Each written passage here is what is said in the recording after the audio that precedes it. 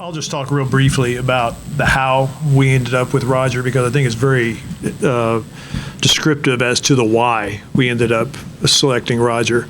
The how was really important because you heard Joe talk about the skill set that we thought we needed. We spent literally 2 months putting together a job description, working it through the Board of Regents, working it through the selection committee, and Joe and myself to make sure we were really crisp and really well defined on what it was we were looking for. And that job description's online. You can always go out and look at it. But as you stepped back and looked at that, you said this is a very different kind of individual that we're looking to come in and fulfill this role.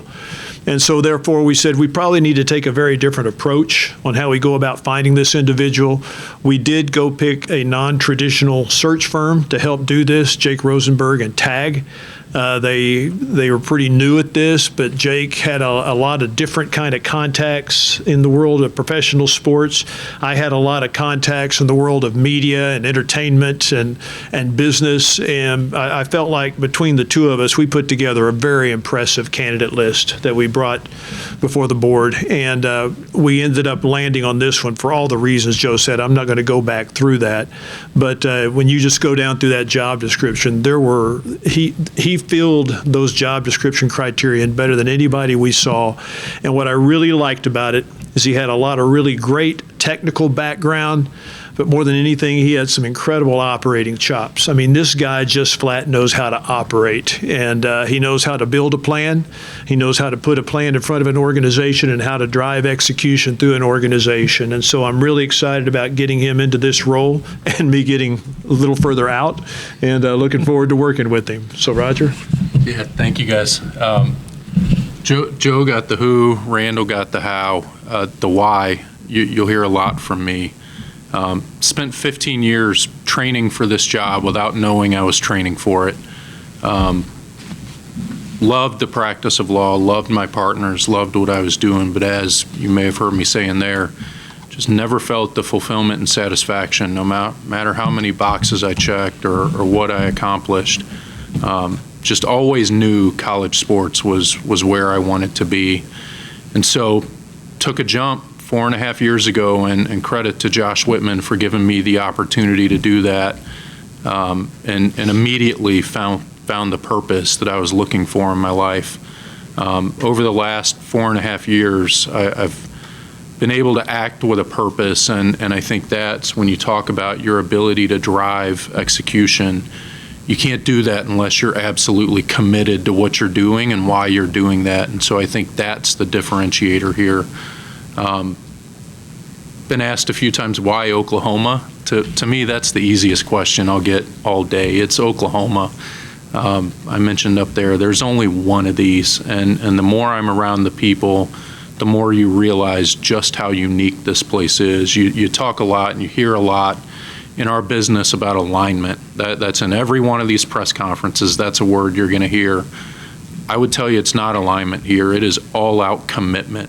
It's everyone I've spoken to at this university, around this campus, in this community, more recently in our athletics department, getting to know some of the staff members. They are absolutely committed to this program and the success of this program. And when you hear a university president use the word dynasty, that's when you really get excited, and that's what we're here for.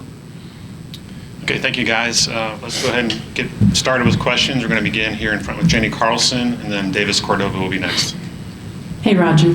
Jenny Carlson with the Oklahoman.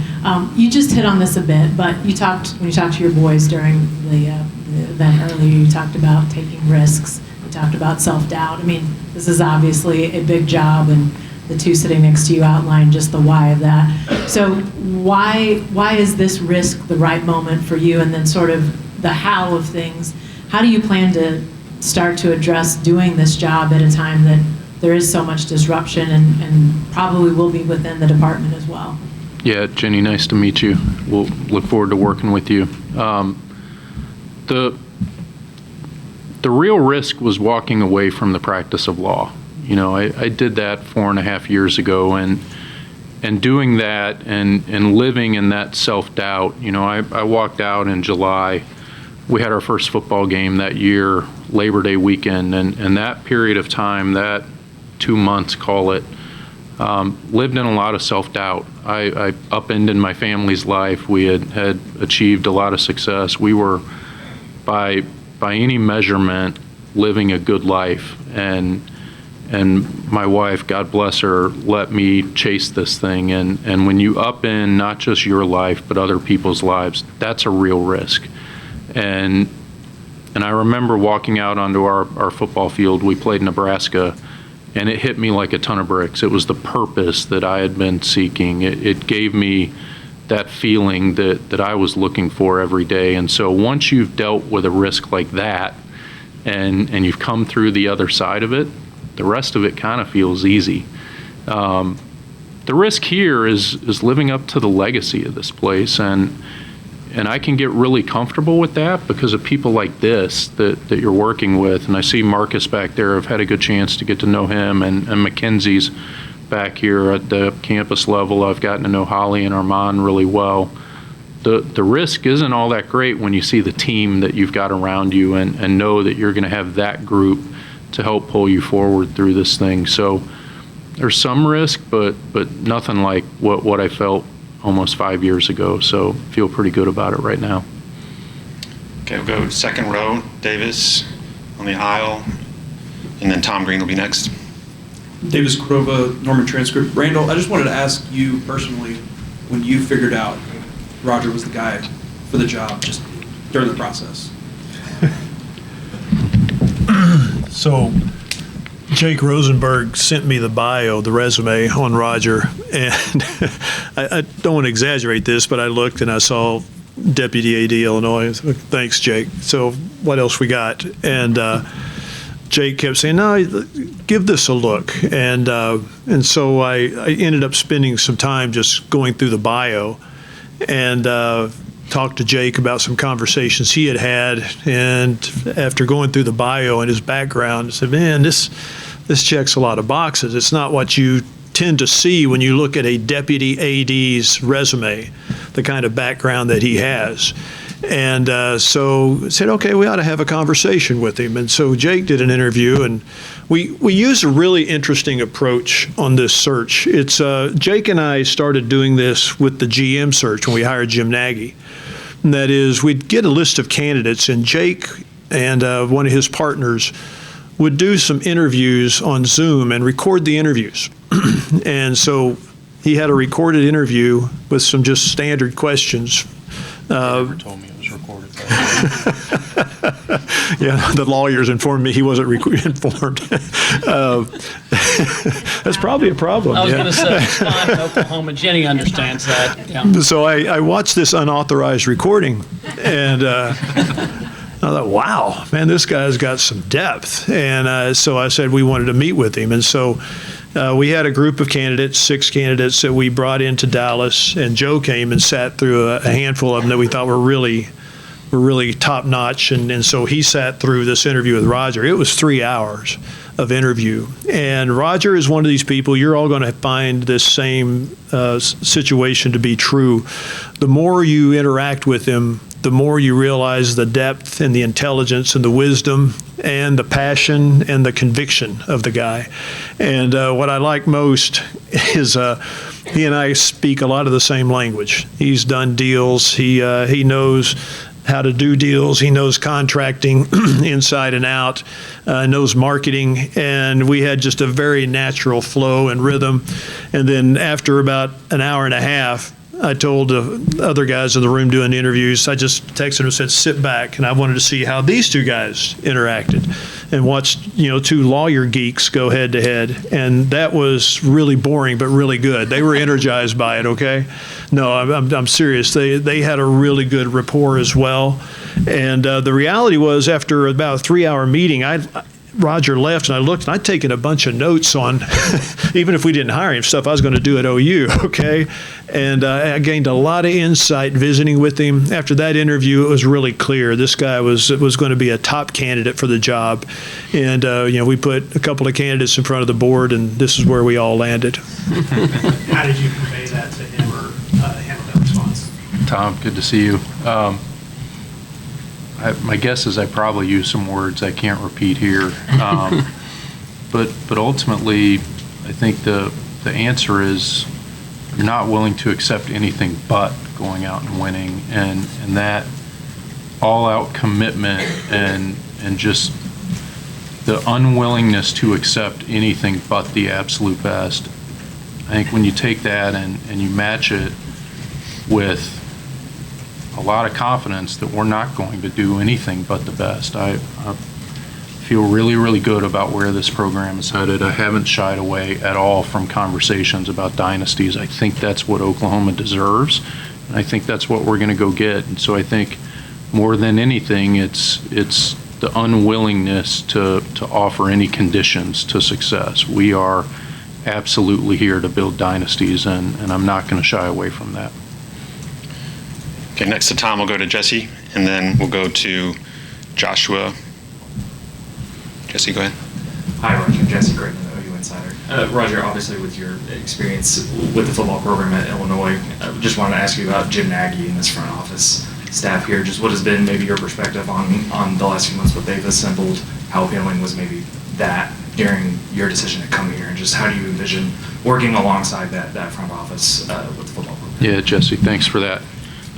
What I would say is I think they're inspiring a lot of change around the industry, which is exactly what Oklahoma should do.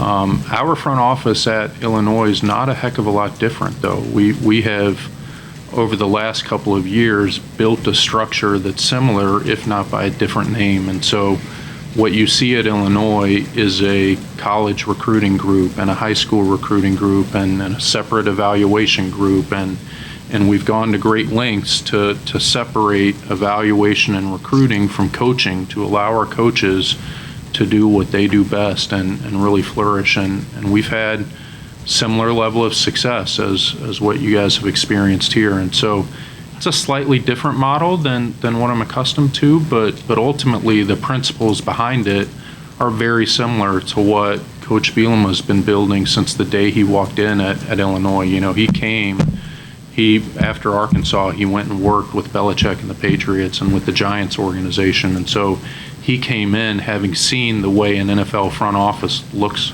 and brought a lot of those principles to us, even though there's slight variations to what are happening here. I think the underlying thoughts between what's going on here and what we built at Illinois are really similar.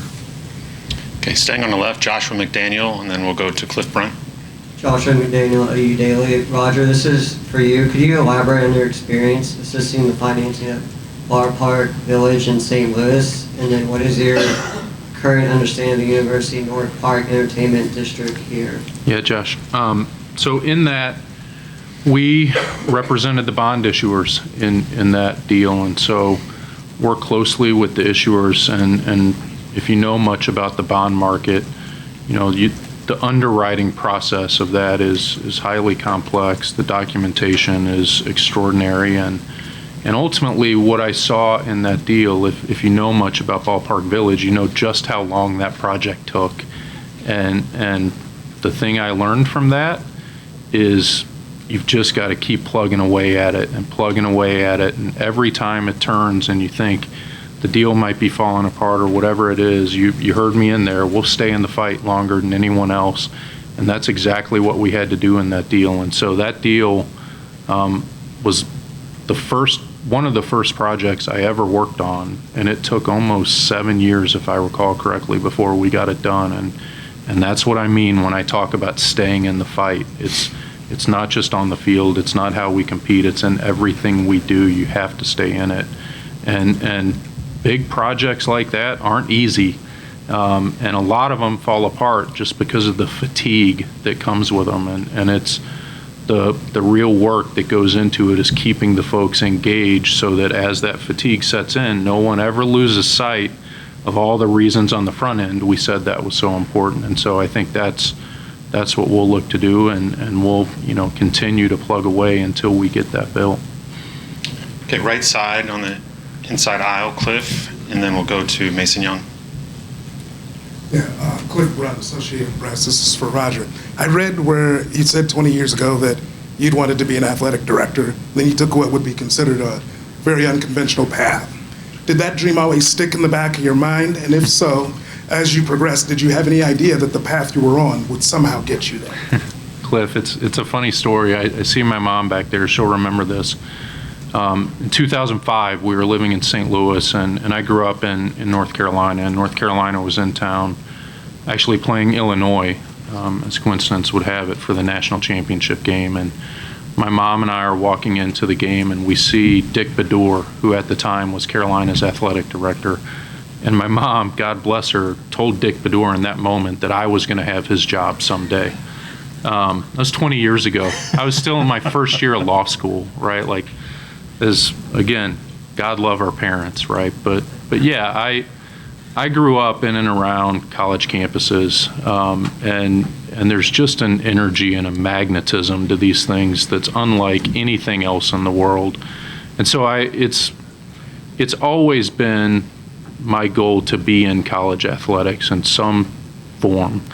I didn't always know it would be an athletic director, but the closer I got to it, and as I matured a little bit and started to see kind of how my skills could translate, 2021 happened and the world changed in our business. And again, credit to Josh for seeing that the skills I had developed actually translated to what we're doing now.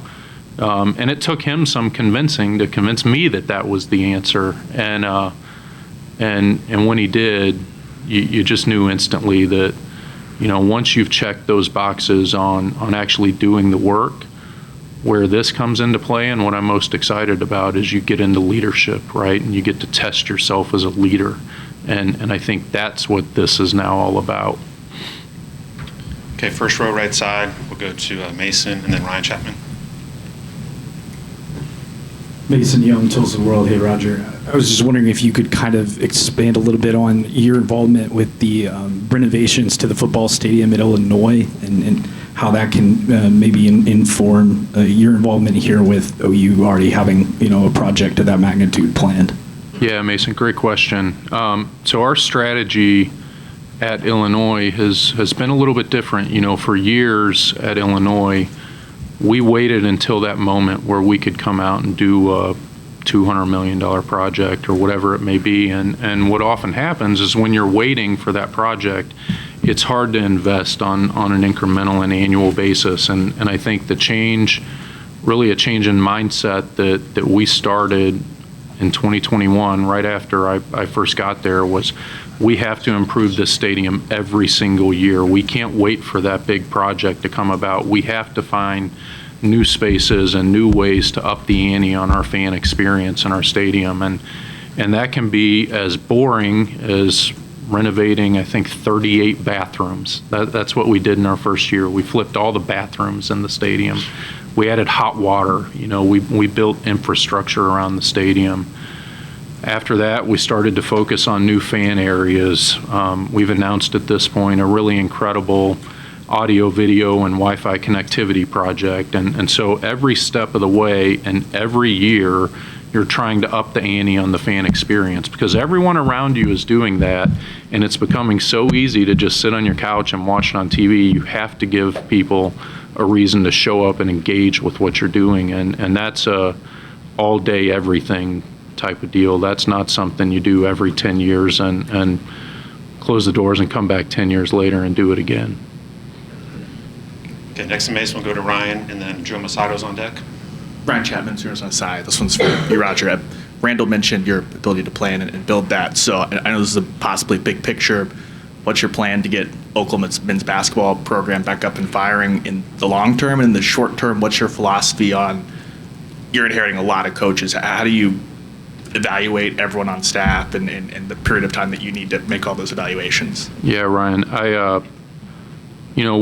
with basketball, one thing we've got to understand, especially as rev share is taking hold, is the sports are diverging a little bit. Football is a lot different than basketball now. The strategies around how you build a winner are different in each sport. It used to be hire a great coach, build great facilities, and once you build it, they will come. That's not the way it works anymore. And so I think from 30,000 feet, what I would tell you is I'm not sure. Each sport and each program deserves a strategy of its own. And so I met Coach Moser this morning for the first time, and so I know nowhere near enough to tell you what we're going to do over there, but I can tell you we're going to dig in and we're going to sit down with Coach Moser and figure it out. And so that's what we'll do. And in terms of evaluating, and I told this to our coaches this morning, I think the key is to have checkpoints throughout the year. You can't just have a postseason evaluation. We've got to sit down at the beginning of the year and understand what our goals are, what our strategy is going to be, how we're going to get there, so that during the year when things start to get sideways, we're not letting emotion drive our decisions. We can go back to that stake we put in the ground and use that to drive our decisions, and then at the end of the year measure our effectiveness against those decisions. And so I think it's just that constant communication of, again, putting a stake in the ground, making decisions in peacetime, so to speak, and then tracking back to that when things start to get a little hairy to make sure we're not acting with emotion and we're acting with the same strategies that we put in place. Okay, we'll go to second row, Joe, and then we'll go to James Hale. Hey, Roger. Joe Masato with the Oklahoman. We saw how much it meant to you to have your former colleagues from Illinois here, and related to that, there's been a lot of talk about you being the prototype of a modern day AD, having that expertise, but what about like the soft skills, the people skills that are still required of the job, creating a team-like atmosphere within your athletic department, hiring the right personnel and those sorts of things? Yeah, Joe, thank you. I think what you saw was a team, right? That's a group of 12 of us that are in it all day, and we care about each other. We talk a lot, the accountability is everything in this business. And what I think most people, if you think about it, the folks that are easiest to hold accountable are the folks you care the most about, right? The easiest hard conversations we all have are generally with our families and our spouses. That's because we care the most about those people. And so that's what drives accountability, is knowing that when we go into those conversations, it's from a place of care and love, and we're willing to hold one another to those expectations. And it's that connectivity and care and closeness that I think you saw when 12 of them showed up here today. Okay, fourth row, aisle, James, and then we'll go to Brian Brinkley. James Hale, KC Sports Radio. Randall, it's interesting, the things I've read about you so far. You talked about making any kind of coaching change or anything that you had to do by committee, which is a little bit different than Joe did it, because he was almost a lone wolf on some of his major decisions and how he did things. And Joe, of course, is as good as he can be, Joe Castiglione. So talk about the committee you're talking about, or that way do you go about things, to try to get things done in the future, and how you're going to be able to do that. And President Harroz, are you going to put Randall on the payroll in the future? I'll let you go first. My answer's pretty quick. He needs to step into the role, right? And I'm here to support these guys in whatever way they need my help. But right now, we need to position Roger into this role and let him establish himself within the organization. Now, you said Randall when you asked the question, but you meant Roger, right? Yeah, it'd be foolish to have someone that's led a Fortune 5 company sit on the sidelines and not seek his input. And you guys see the way President Harris thinks about these things. To approach decisions, especially major decisions, with such hubris that I wouldn't benefit from the input of guys like this, that's not how we're going to operate. I think when you got good people that think and act like these guys do, you have to rely on them to help get you through the hard decisions.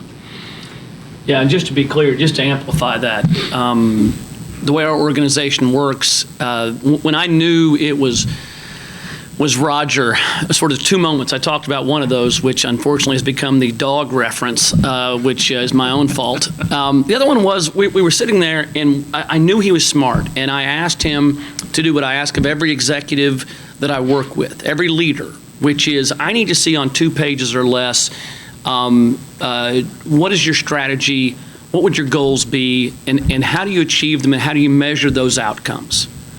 If something's not measurable, and it's easier in athletics in some areas, you're not really managing.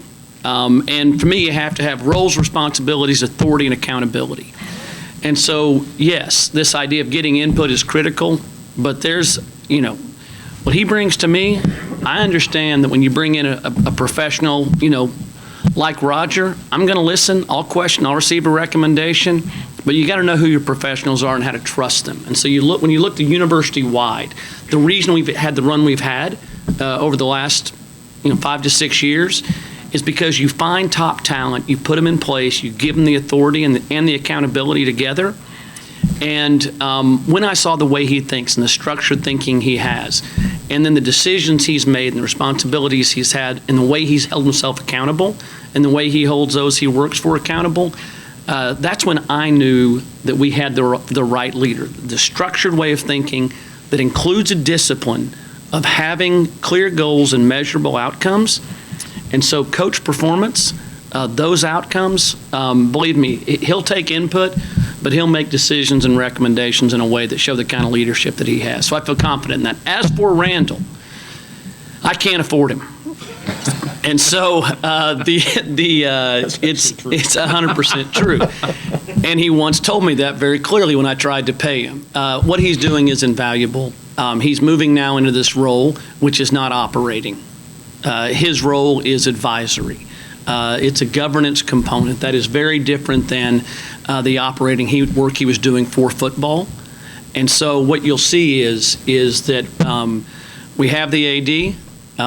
He reports directly to me, and Randall is in a governance role as chair of athletics and a special advisor to the two of us. It's external input that Roger and I know that we need to help structure the best decisions. So when you talk about how do you compete in a new era that we haven't seen before, that had the kind of dramatic change that you heard Randall talk about, someone that knows a thing or two about disruption, I like the word hubris. I think there is hubris behind anyone that thinks they have the singular skill set and that they can see around corners by themselves. And that's why we each clearly have our lanes, but I do think the ability to sit in the room, and I probably had 10 hours of one-on-one or two-on-one conversations with Roger so far. And right now, none of the answers are crystal clear, but together you can work through them with people that can engage in that intellectual exercise that will then help you settle on. One of my favorite conversations was a discussion of one of the hot topics in college athletics, and Randall and I have talked ourselves into the same position. Roger had a different view of it. And the first thing Randall said was, "Isn't that fantastic?" Like, he doesn't agree with us. He has a different perspective on it. Let's talk through that and find out which side that we're on as it relates to this. So I think there is a teamwork component that is different than the question of do you have strong decision-making skills and a clear structure. And I think what we have is hopefully a good formula where there is an ability to bring in ideas, fight over them, churn through them, and then make decisions. And believe me, he's a fully empowered AD. Okay, let's go to the back left, Brian Brinkley, and then George Stoya. Brian Brinkley, KFOR TV. This is for Roger. For this ever-changing landscape of college sports we've seen the last few years, is there something in your mind that's the top priority or the most urgent thing you need to focus on as you start this job? Yeah, Brian, I think it's no secret. We've got to figure out what the House settlement actually means, and we've got to understand what it means to the industry and what it means at Oklahoma. And so understanding how we're going to navigate this and how we're going to pick our spots in moments like we're in right now, where it's not clear how we can be as aggressive as possible and get the resources to our programs to go out and build those dynasties that President Harris has talked about. That's really the thing we're going to be focused on right now. The stuff that's always mattered will continue to matter. Hiring the right people, building great facilities, supporting our student athletes, all of that matters, but all of that's table stakes right now. It's really navigating our way through this House settlement that really is going to be the most important focus for these next few months, and hopefully not years, but if it needs to be years, it'll be years. Okay, George, first row here, and then Barry. Hey, Roger. You guys have all talked about how, this day and age, there needs to be a new version of the athletic director and everything looks different. I'm guessing one thing that's not changing is fundraising and needing for money. I'm wondering, how do you plan to maybe attack that to continue to raise the money to compete for championships? And I'm sure you haven't, dove all the way into all the numbers, but what does that look like right now? Yeah, George. So one thing, the model here is a little bit different, and so a central fundraising unit is different than what we had at Illinois. Our fundraising unit was within athletics, and so I go back. You guys have heard me use the word partnership over and over. I think it's working with Amy Noah and that team to make sure that everyone understands what our needs are. Those needs are being prioritized. And once we go out and start sharing what those needs are, what we've talked about a lot and what I've experienced around college athletics is we've got to use the right language when we're talking to folks. That gets to Randall's point a little bit. The folks that we're asking to help support our programs are folks that are used to in their day-to-day life having conversations about return on investment. And so if we're going to them and only telling them how much we need and what we're going to use it for, that's not enough. That's not going to be effective at the level we need it to be. And so we now have to go tack on the back end of that, what the return on that investment's going to be. And it's not the same ROI that they get as business owners and executives and whatnot, but it is impact on a community and a university that they care deeply about. And if we can't adequately get them to understand that impact, then we're not going to be able to raise the dollars that we need to. And make no mistake, we're going to need a lot of those dollars as we move forward. Okay, staying on the right side, Barry. Yeah, Barry Trammell with the Tulsa World. Roger, people talking about dynasties and everybody's all in on that. However, Indiana's the undefeated national champion. SMU made the playoff last year. Ole Miss is in the semifinals. We still got big names, but the advantages that you once had at an Oklahoma are not here. You don't have the corner that you once had. How do you reach the levels you want to get in a parity-driven age? Yeah, Barry, I think you're seeing it a little bit, right? It's the hire of Jim Nagy is the first step in that. You used to be able, to some extent, to buy your way to a championship. Now, you can't just show up with more resources than everyone else and expect to win. It's all about how you allocate those resources and the decisions you make. And so again, I point to Jim Nagy as the first step in that process. I hope I'm the next step in that process, and we're going to continue to add to our roster of people that really have a strong ability to identify that return on investment so that we can take the resources that we have and allocate them with absolute precision to get the results that we expect.